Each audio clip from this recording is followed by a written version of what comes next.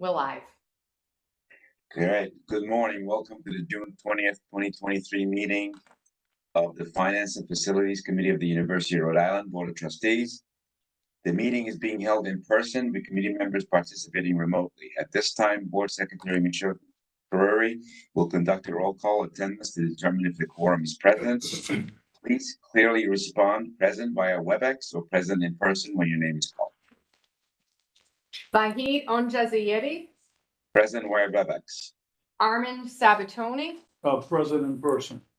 Michael Fascitelli, Joseph Formicola, Present by WebEx. Courtney Nicolato, Present via WebEx. Melissa Sunderland, Present via WebEx. Mark Parland. Present in person. We have a quorum. Great, thank you. Usually Board Chair Margaret Cook will be present also, but she had other Emergency. something else that's the quorum is present, calling the meeting to order. So we move on here. At this point in time, I'd like to I'm sorry, I'm just trying to catch up with my notes here. Just bear with me one second.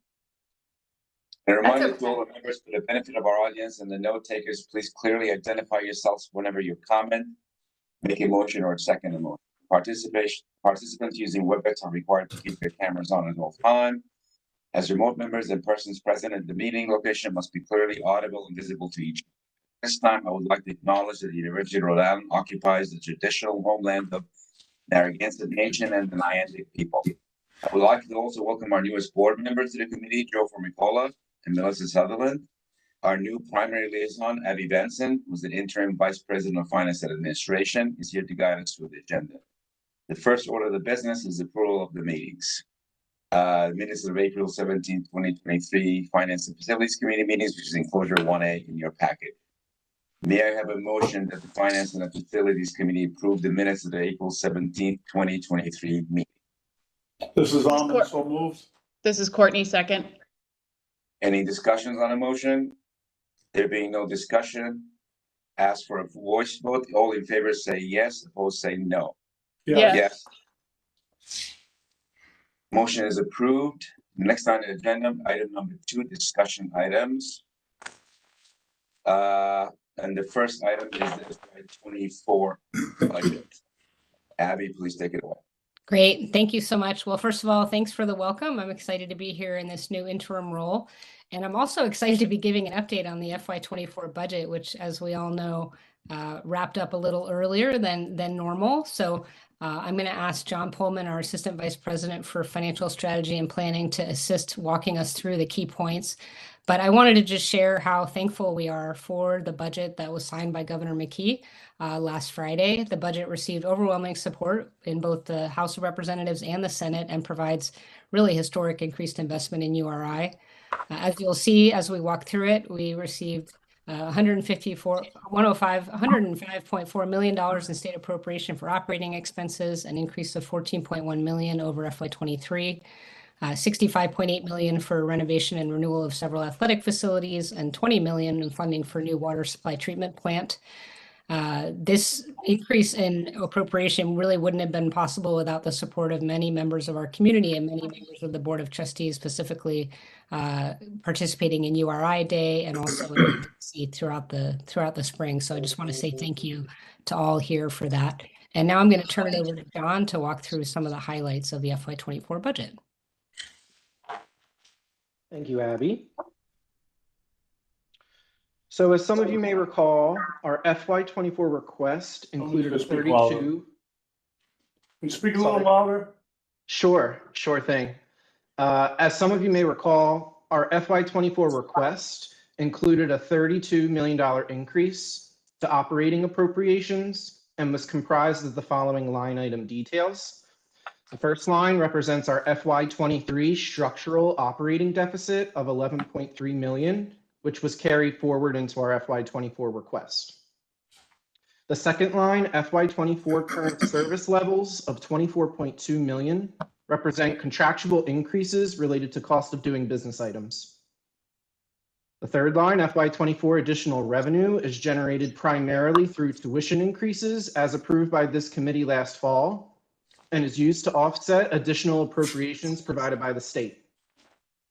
Finally, we included a $14.2 million request for strategic initiatives, which included items that directly align with our recently completed strategic plan and fall within the themes of blue economy, health and well-being, diversity and student success, and revenue generation. The governor's recommended budget fully funded our FY24 current service levels request, offset by URI projected tuition increases. It also included funding for $1.5 million of our $14.2 million strategic initiative ask related to the blue economy, which includes investments in faculty in blue disciplines, as well as land grant state matching funds. Finally, an additional $6 million in operating appropriations were provided, which will be used to partially address our FY23 structural shortfall. Ultimately, the total of $14.1 million in additional operating appropriations equates to 44% of our operating requests. We will be working throughout FY24 and FY25 to develop alternative revenue streams to fund these strategic initiatives through an incentive-based budget model framework.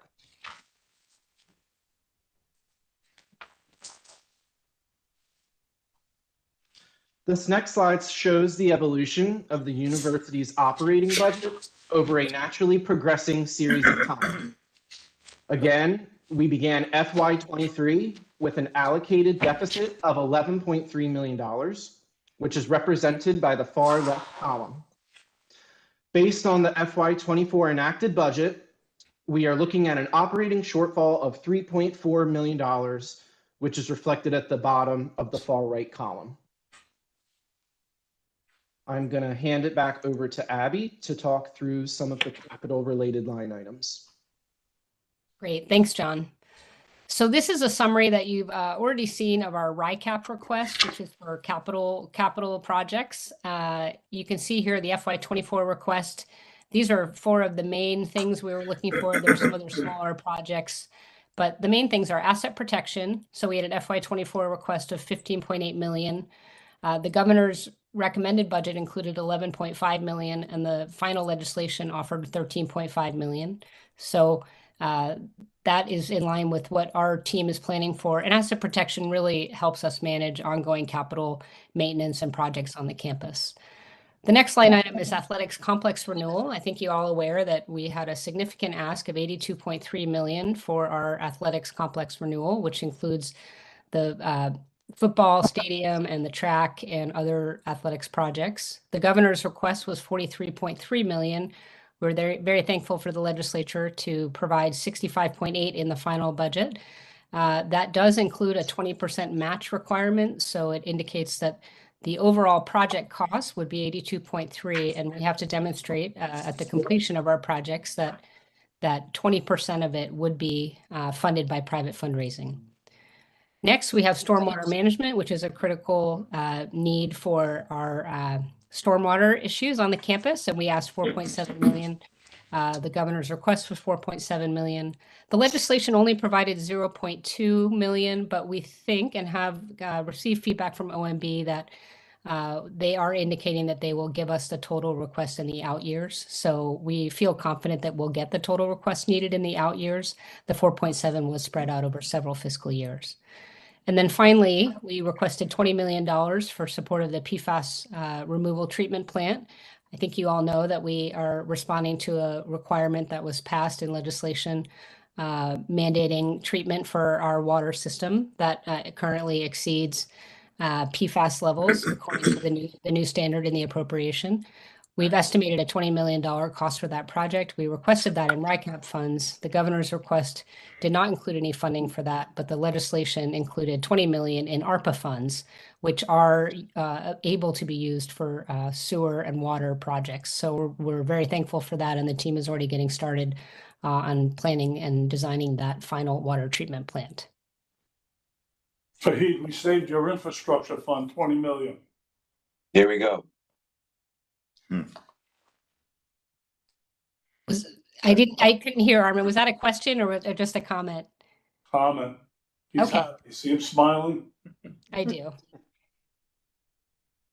Any questions on that? This is just a broad overview of where we landed in FY24. So happy to answer any questions you have. Otherwise, we can move on to the next agenda item.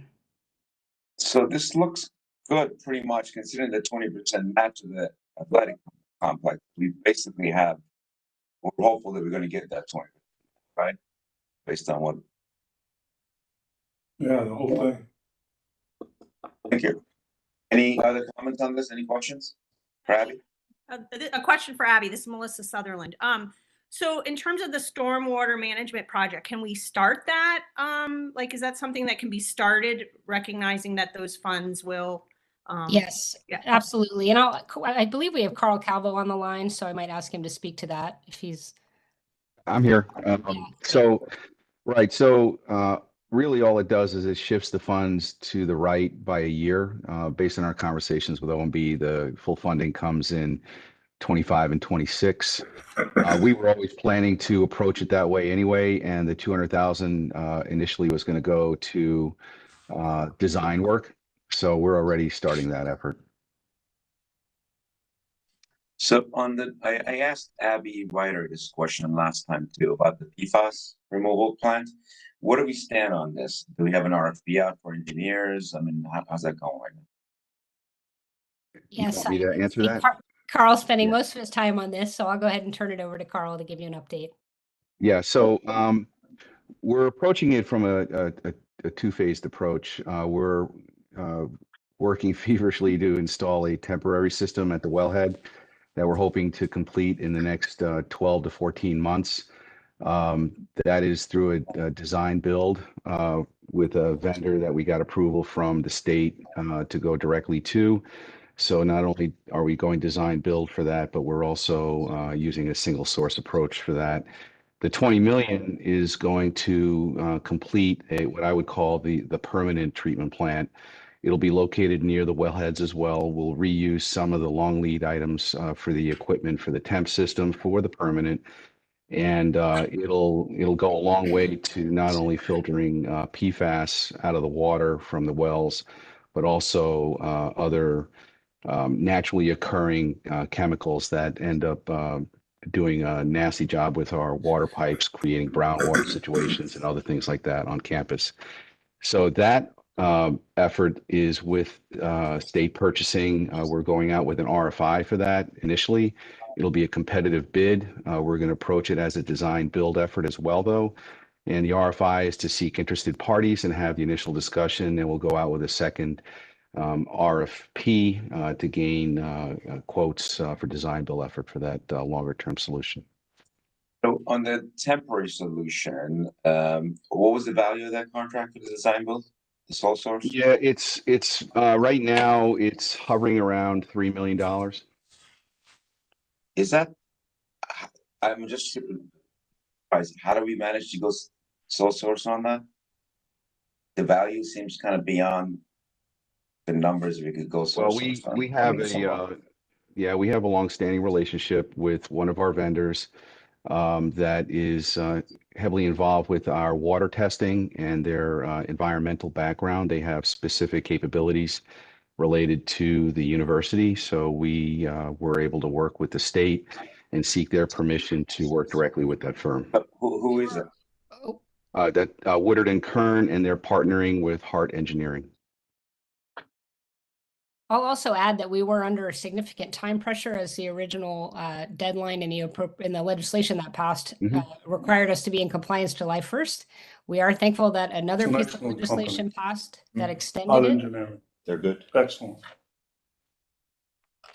There was another piece of legislation that passed in this last session that extended the deadline until the end of the year. So we have a little more time to work with the Department of Health on what our consent order might look like around PFAS. But we have been operating up until recently with a July 1st deadline to get the temporary solution in place. I think nationally speaking, we're in early stages of this, right? So because the feds finally put their criteria in, now all the states and Rhode Island's, you know, this one.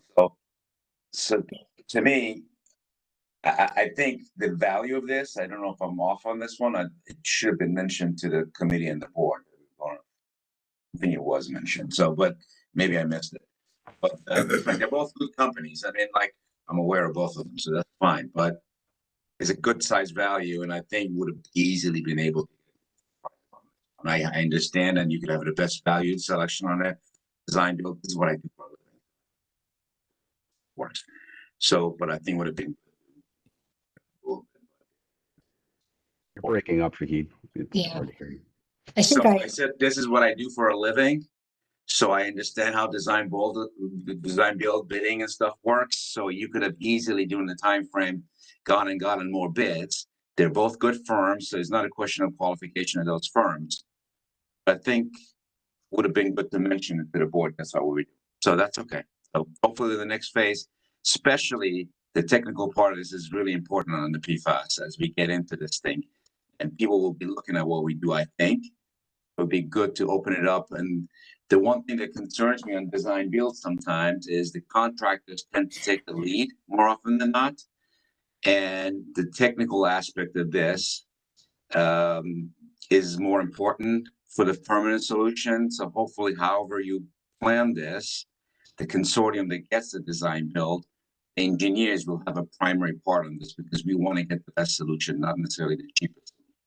So We have the 20 million to work with, Yeah. and you're right. And that's why we're going out with the RFI first to seek interested parties. There are a lot of large firms out there that work in this field, as you're probably well aware of. So we expect a lot of interest in this, and I'm sure that we're going to get a technically competent contractor for design build for the permanent system. I'm sure. So Vahid, go ahead. So this is Anand. So you chose Hot Engineering to do the design build of the project, correct? For the interim, yeah, that's right. Yeah, okay. Are they, could they also bid on the project? I hope so. They Because are- they're one of the, they- they're they- one of the best, they're one of the best in the country. They should be able to bid on the $20 million project. Okay. All right. So So, they've been Vahid, around, you're familiar with them at all, Hot Engineering? Yeah, This they're is what good. they, this So is is what Woodward they and do. Curran. Woodward and Curran are very good too. They're out of Connecticut. They're a really good firm. Like these are good known firms. It's not a question about armor. My question is not about the qualifications of the people. It's about the process, right? Yeah. So How long did the state take to sign off on the design build?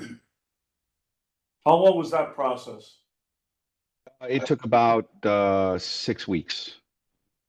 Oh, it's not too bad. Okay. So, Vahid, your concern is noted, and I know although this did fall below the $5 million threshold for board approval, I understand that you would have liked more notice or Yeah, discussion about it. it's So we'll important. make sure that It's an important item. So like, yeah, thank you. we'll make sure that we're giving you, this committee, regular updates on PFAS. And also, as you mentioned, I think we're going to be looked at nationally as a model for what we're doing here, because we're one of the few universities that's really having to do this for better or worse. I think we want to make sure that we do it well, and we'll certainly keep the board updated. Yeah, as I mean, not just at the university. I think nationally we're one of the first who are actually doing something about this, right? Yeah. If you look at the DOD spent for the next year, DOD spent for the next year to have more allocated to PFAS than they do to weapons.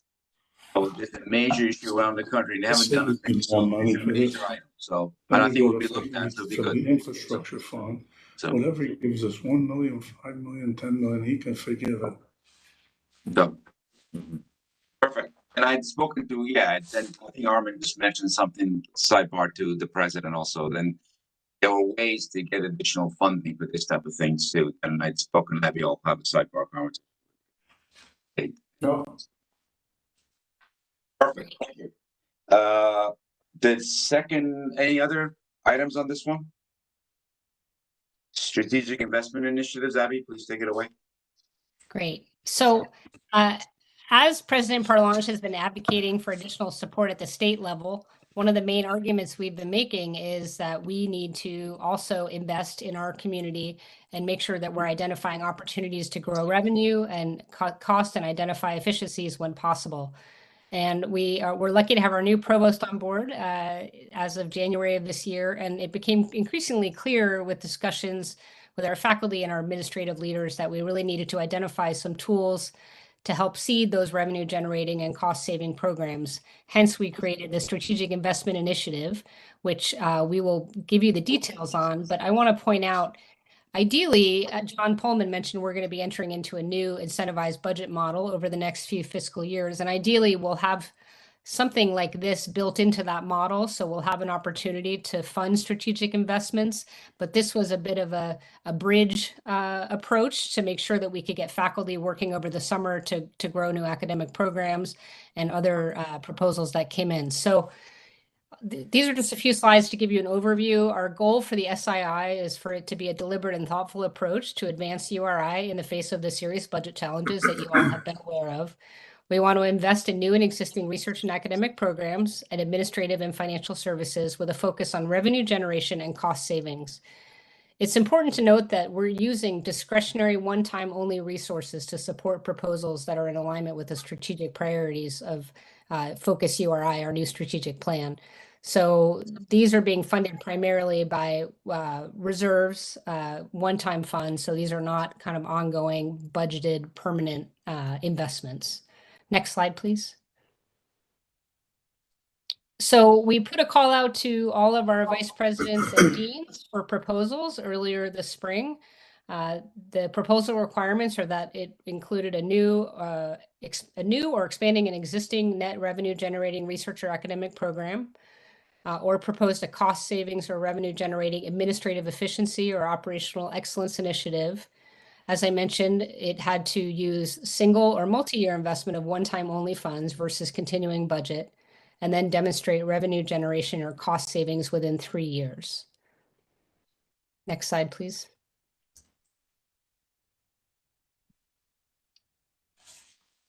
John, do you want to walk us through the evaluation criteria? John's office financial strategy and planning has really been helping support the proposal development and evaluating the proposals that have come in for recommendation to the president and provost. So, John?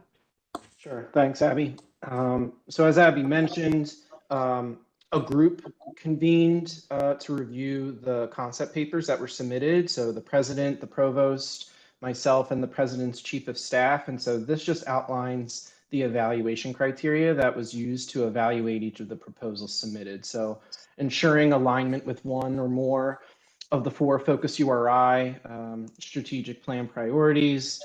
We wanted to ensure alignment with URI's scholarly mission of teaching, research, and outreach. Evaluating potential for revenue generation and cost savings, as Abby mentioned. Ensuring fiscal soundness and sustainability is built into the plans. Evaluating the interdisciplinary nature of the proposal. Identifying and use of alternate revenue streams, ensuring that there's a creative use of existing resources or a reprioritization of current work being done within a given college or unit. And then finally, the potential to improve efficiency and enhance operational excellence with a focus on reducing administrative barriers. So it was actually pretty exciting to see the amount of interest and the amount of proposals that we received through this strategic investment initiative. We issued a call for concept papers in early June, and we received 56 concept papers, of which 42 were endorsed on their merits and are moving forward to phase 2 of the evaluation process, which is really the building out of the detailed business case. And so Provost Wolf and I are meeting with our deans and VPs of our selected concept papers to finalize next steps and to flush out the business cases. So right now it's a little early to tell as the process is ongoing in terms of evaluating the amount of investment that would be required, but we're estimating approximately $2 million to be invested in FY24. Again, as Abby mentioned, this is one-time only funds. It's the source of funds is really institutional fund balance.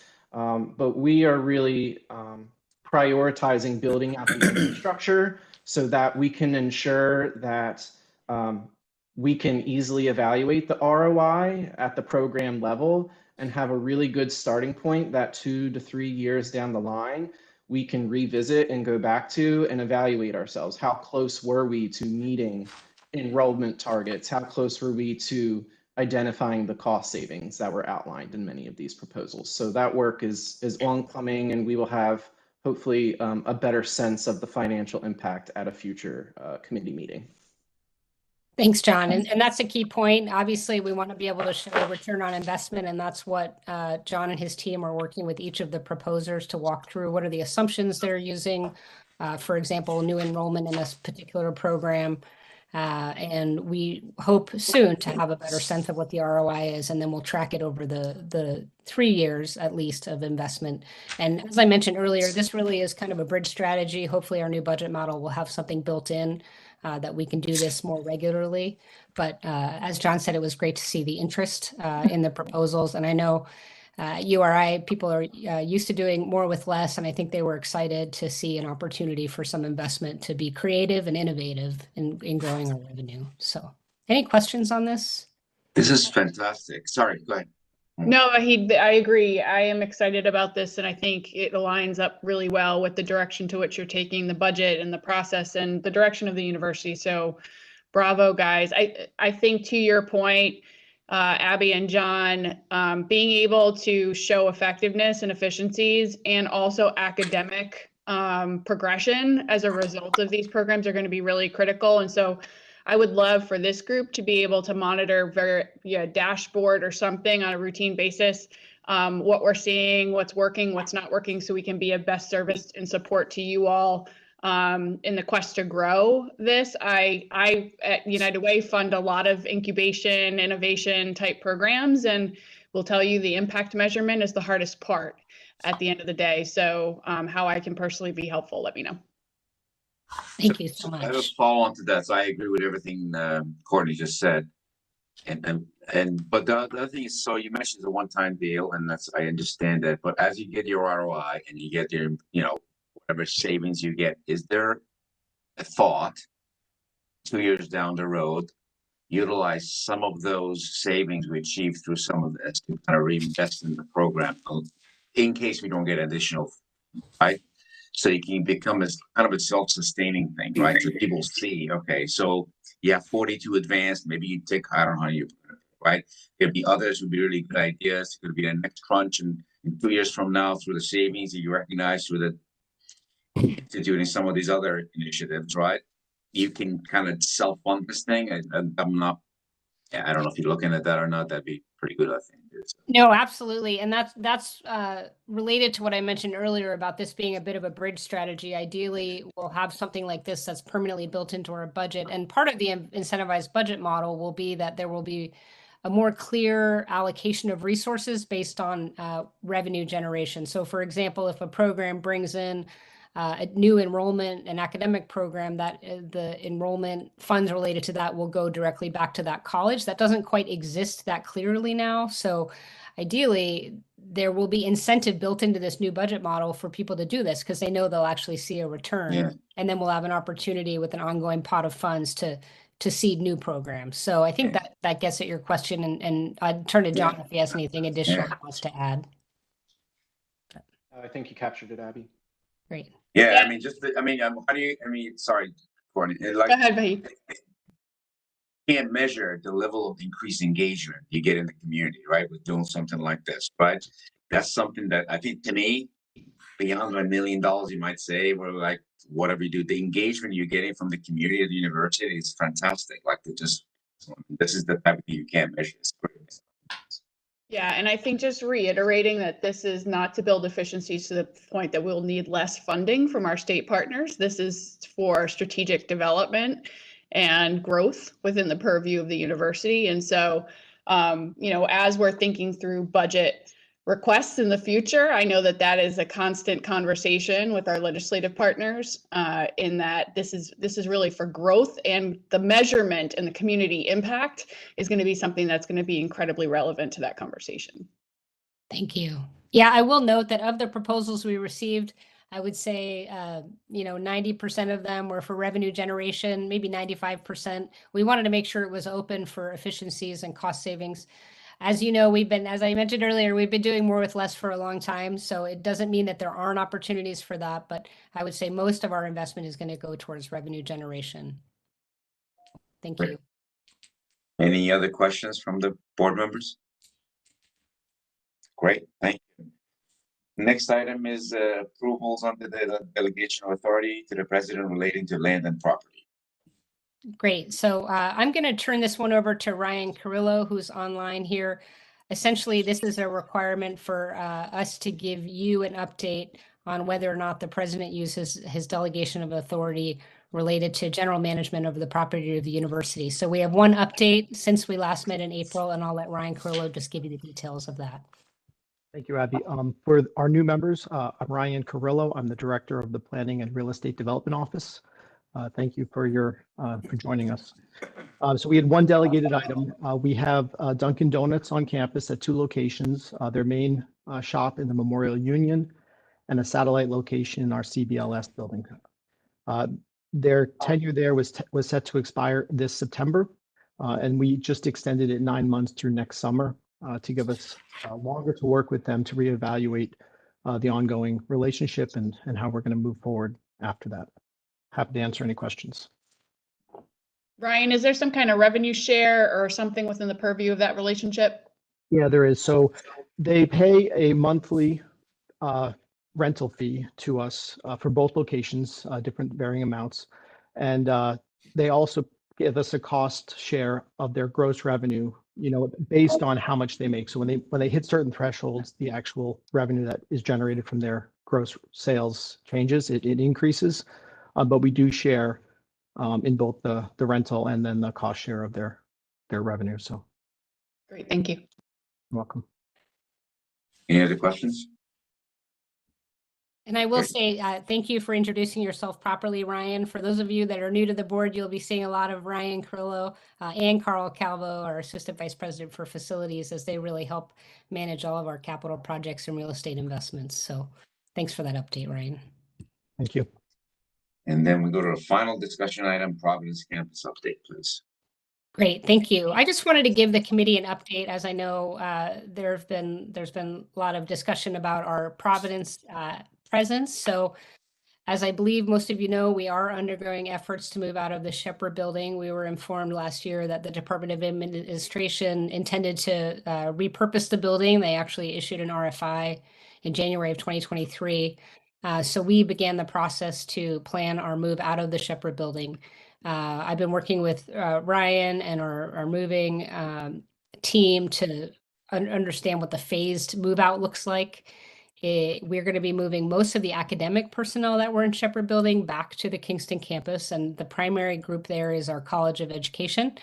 So they will be moving back to Kingston campus. We also have some classes that were there that will move over to the Rhinebeck facility, which is the Rhode Island Nursing Education Center. And then we have a small group of people that need to remain in Providence. And so for that group, we've actually issued an RFI or an RFP to identify space for those people to stay in Providence in a bit of a short-term strategy while we determine our long-term strategy for our Providence presence. We are very committed to staying in Providence, but we knew that with the forcing mechanism of getting out of the Shepherd building, we needed to have a space for a small group of people who have to be in Providence. Those include some of our psychology professors that do urban oriented research, and so they really need to be in the city. It also includes our SNAP program. So we just got those proposals and we'll be evaluating those shortly. But again, under the provost purview, we are undergoing an effort to determine our long-term strategy in Providence, and that's going to require looking with our academic leaders and trying to understand what the best approach is. We have an opportunity moving out of the Shepherd building, but we certainly don't want people to think that we are giving up on Providence. It's just logistically going to take a little bit of time to figure out what our permanent home is in Providence. I'm happy to answer any questions that you might have about that. What's the square footage that we need now to still have a presence in Providence for that small group? I believe it's around 8,000, but Ryan probably has the exact number. Yeah, it's just shy of 9, about 8,800. And sorry if I missed it, I had to hop away for a quick second, but, is our focus on the needs of those students that I know take full advantage of our Providence campus, so transit, other things to ensure that they have accessibility to our campus? If you're talking about existing students that are in Providence, is that what you're referring to? Yep. Courtney? Yeah, we're certainly working with the academic leaders to make sure that they have the information they need. Again, most of the classes are going to be moving back to Kingston. And so each of the academic units that are managing those programs will be working with students to make sure their needs are met. And then some will be going to Rhineck, and they'll be operating under the purview of the kind of existing MOU with Rhineck. We're in there, as most of you know, for the College of Nursing already. So. Yeah, that's great. I know that oftentimes having been a student in Providence campus and Kingston campus myself, I can attest that parking in Providence, there's a number of different things that are really difficult for our students, especially our first gen students who are working their tails off to complete their degrees. And so I think as we're thinking through the model, as we're thinking through where our future home in Providence will be, taking those considerations into account will be important. Absolutely. Thank you. And sort of a follow-up question from Courtney's, this is Melissa Sutherland. Do we get a sense, are the students primarily grad students in the, or they are a combination of undergrad and grad students that are currently taking classes or were at the Shepherd building? I would say it's a combination, and actually it's a much diminished population than it has been in the past, but it is a combination of graduate and undergraduate. Good. Any other questions? Well, thank you for all detailed rundown on our discussion items. Now we get to our next agenda items or action items. The first one is review of the University of Rhode Island's Capital Improvement Plan FY25 to 29 and recommendations for approval to the URI Board of Trustees. That's 3A in your package. Abby, you're up again. Great, thanks. As most of you know, and for the new board members, we are required by the state to submit a capital improvement plan, affectionately known as the CIP, annually, that lays out our capital projects for the following 5 fiscal years. This committee did review a draft of the CIP back in April, and we're bringing this final CIP to you for approval. You should have received an executive summary that highlighted some of the changes from the prior year's submission, which we thought might be useful since it is a lot of information on the CIP. And it also has been updated to reflect the recently enacted state appropriation. So I'm going to turn it over to Ryan again. He lives and breathes the CIP, and let him just highlight a few of the changes from the last CIP that was approved before we move to hopefully approval by this committee. Thanks, Ryan. Thank you. For those of you who like spreadsheets, this is your topic. So we did send out the spreadsheet. I can call that up on the screen if you desire. The executive summary outlined the 20 projects that have been changed at some level over the past year's submission. I want to highlight 8 of those now, and then happy to answer any questions that you may have. Both the Health and Counseling Center and the Memorial Union projects have been put on a temporary hold to allow us to use resources within the auxiliary fund to improve housing and to move forward with a new undergraduate housing project, which will be later. The Student Success Center, previously requested to be part of the federal ARPA ask. We have put that also on a temporary hold to reevaluate that project and to look at alternative funding sources to be able to move that one forward. Bay Campus Phase 2. We reduced the budget to align with what was appropriated from the state. We want to thank the voters for their generous $100 million confirmation of the GEO bond. We are currently in the process of working with the architect and both colleges, the College of Engineering and the Graduate School of Oceanography, to right-size that project to confirm the scope, and will be in design in earnest in the fall. The athletic complex renewal, Abby and John spoke to the budget there. State was very generous in the legislature working with us to gain the 65.8 million. We will be supplementing that with the 20% match at about 17.2 million to bring all of those projects to fruition. We're finalizing the RFP now. Carl and I are meeting with Director of Athletics, Thor Bjorn, later today to move that project forward. PFAS, we've already discussed. One change is we went from RICAP to a federal source for the 20 million necessary to move forward. Bay Campus Phase 1. So we are moving forward with the Bay Campus Phase 1, the Ocean Robotics Laboratory. We are in the process of finalizing some last details so that we can get that project out on the street for bidding. And we can move forward with that project. The pier is at substantial completion. We have operational use of it. The Endeavor has been birthed there. We have some last items to work out with RI Energy, and that project will be fully complete. And then lastly, last year, Brookside 2, the new undergraduate housing project, we've renamed that now to remove the Brookside name to leave it as just a new undergraduate housing. It's going to be put forward as a P3 partnership.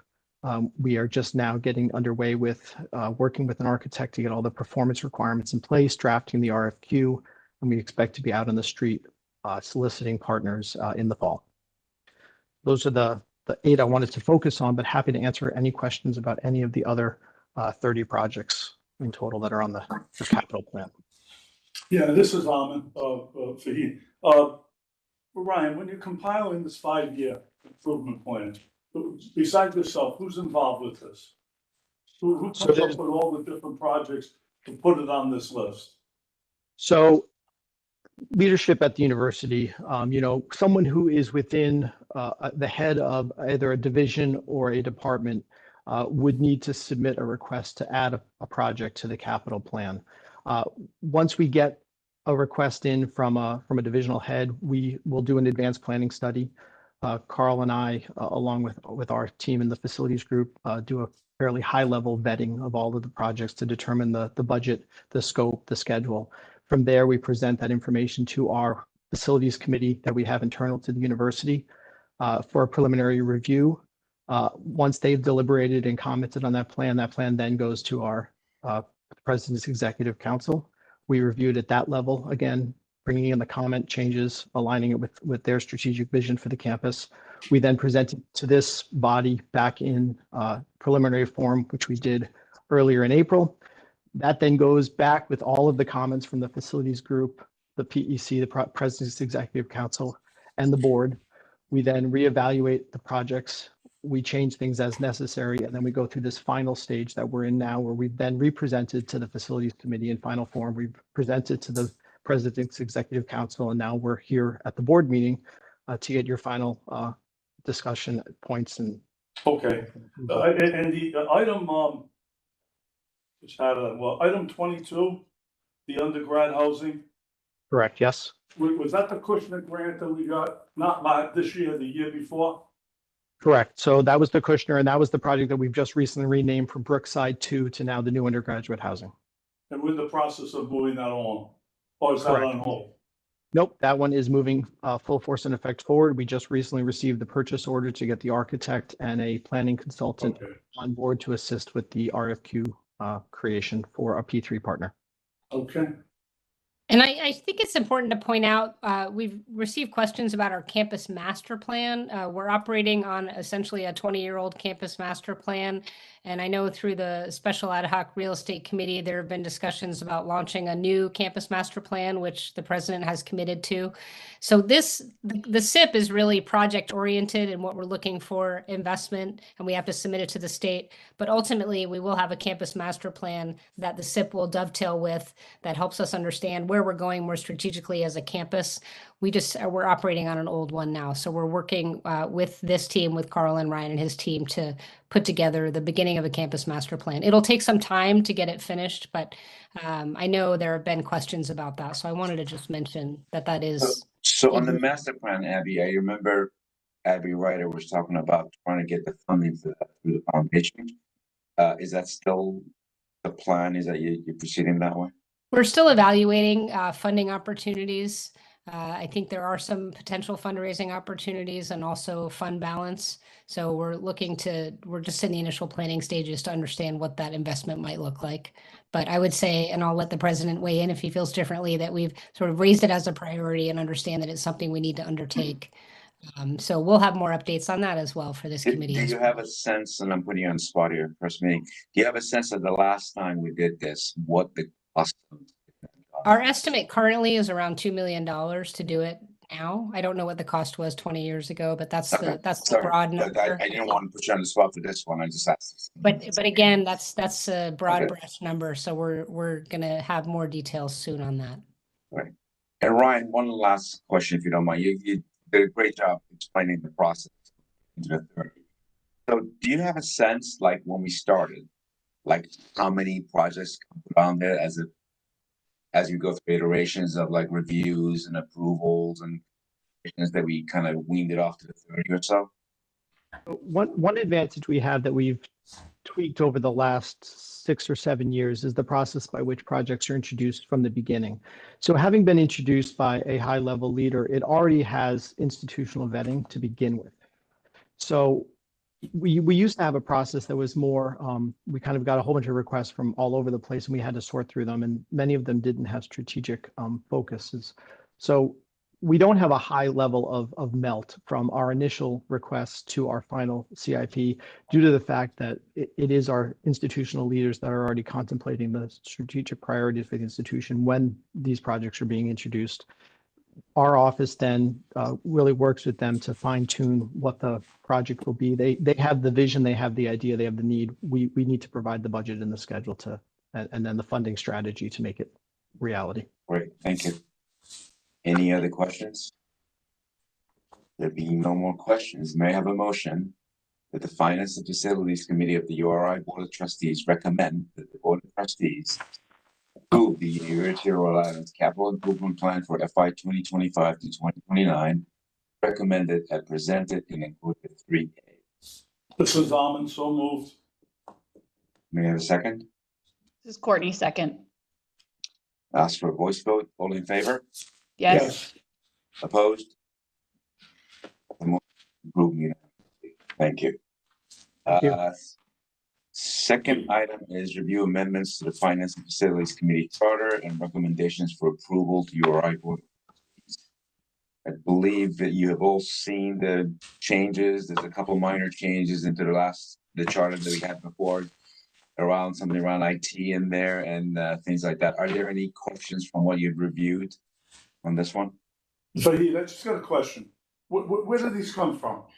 Who's doing who comes up with the idea that we needed to amend this charter? Where's it come from? I think it was initially generated by this because I was not engaged necessarily in the development of this because my family was the chair of the committee. I believe, and you can correct me, whoever knows, that Nicole, you know, Nicole, I did it. So Troublemaker. Tom Ryan is on the meeting. There you go. Trouble. There you go. I did it. Melissa, it came from you, Courtney?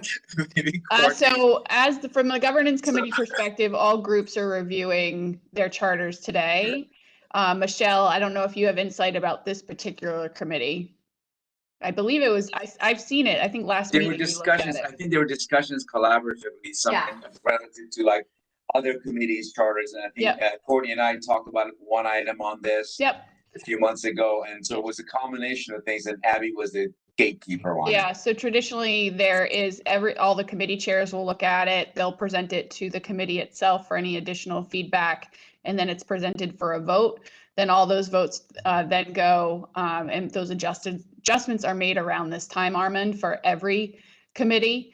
And so this is part of that process. I do know also Mark and the team have done a great job in reassigning liaisons to ensure we have the right, we have the right URI team members assigned to each individual committee. So part of the adjustments made to the charter as well is to reflect that.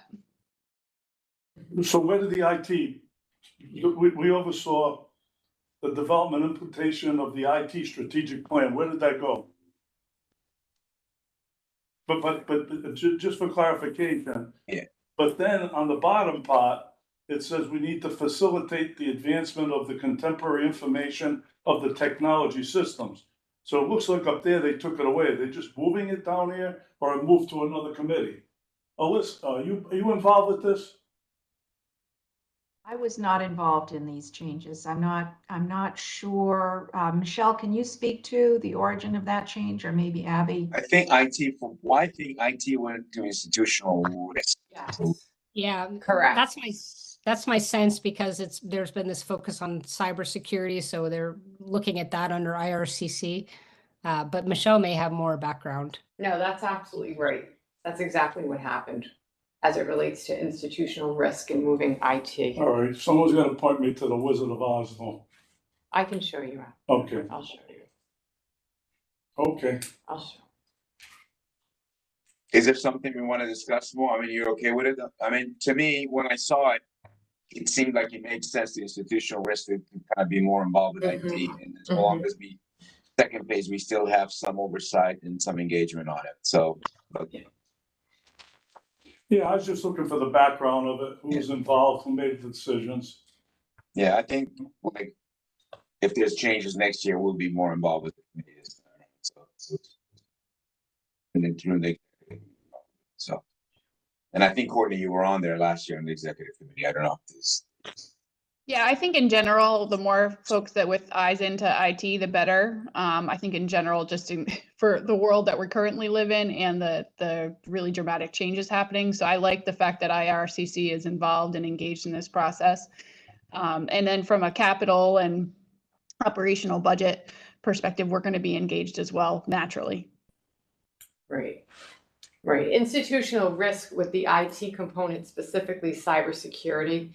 But after this, I will pull up a little bit more information as it relates to our bylaws and how everything was created from the very beginning stages. So I can send the committee more substantive information via email.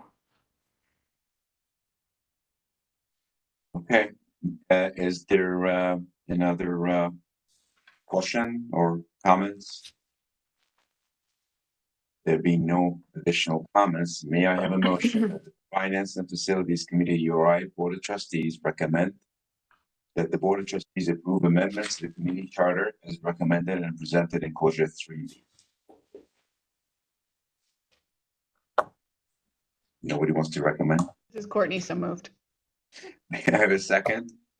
I'll second. Thank you, Armin. May I have a voice vote? All in favor? Yes. Yes. Yes. Opposed? It's unanimous. The next item is review amendments to the Finance and Facilities Committee calendar and recommendations for approval to URI Board of Trustees in Board 3C. Michelle, there's not much change to the calendar beyond the norm, right? So. Right. We will have an additional meeting of this In committee, September, right? if not sooner. Yeah, Abby. we, if I may, we discussed last year perhaps trying to have a Finance and Facilities Committee before the September full board meeting, so that we don't end up in the crunch because the September meeting is always right before the budget's due to the governor. So I'll be working with John Pullman and his team to recommend an appropriate time for that Finance and Facilities Committee meeting based on where they are in budget development. And Vahid, I'd love to work with you on and Michelle on finalizing. Thanks for a heads up this morning. Thank you. Comments on this one? There being no comments, may I have a motion that the Finance and Facilities Committee, URI Board of Trustees, recommend that the Board of Trustees approve amendments to the committee calendar as recommended and presented in Code 3C. This is Armin, so moved. Yeah. I second as a chair, or I can't technically. I You can't. can. Okay, second. I wanted Joe to do it. You can. I'm learning. I'm just learning. Be nice to the new guy. Be nice to the new guy. Yeah, nice. I want him. There being no discussions, may I have a voice vote? All in favor? Yes. Yes. Opposed? Motion passes unanimously. The next item is a big one. Adjourn. May I have a motion to adjourn? So you're up to make this motion. So moved. Second. I'll second. Second. Thank you. Voice vote? All in favor? Yes. Yes. Yes, we're unanimous and we are adjourned. Thank you very much, Abby. Thank Great you. job for this meeting. Thank And you. it turns Thanks out to it's the all in the team. first name, not in the last name. There you go. So. As you can see, I have a great team, so they've been really helping with me. with the Yeah, Ryan, transitions, so everybody, thanks. Carl, everyone. Thank you very much. Thank Nice you. meeting, everybody. Thank you. Nice to meet you. Have a good one. Bye. See everybody Bye. next Bye. week. See y'all next week.